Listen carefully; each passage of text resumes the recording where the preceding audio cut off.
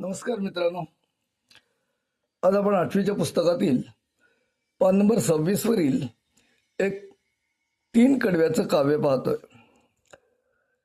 हे काव्य आहे तृतीयेचा वापर कसा केलेला आहे हे दाखवणारं. आणि यामध्ये एक नवीन धातू आहे तो आहे या म्हणजे जाणे.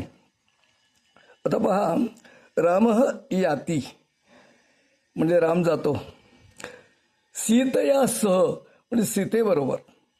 कुत्र सह याती कुठे जातोय तो? शरयू नदीम.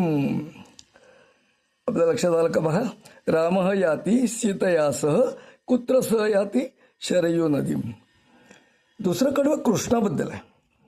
कृष्ण याती कृष्ण जातो. कोणाबरोबर? राधया सह राधेबरोबर.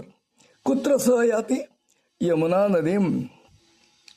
इथे राधा या आकारांत स्त्रीलिंगी नामाचं तृतीय आहे.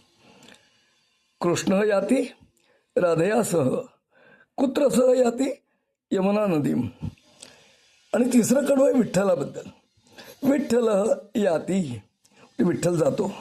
रुक्मिण्यासह म्हणजे रुक्मिणी बरोबर. कुत्र सह याती कुठे जातोय? चंद्रभागाम.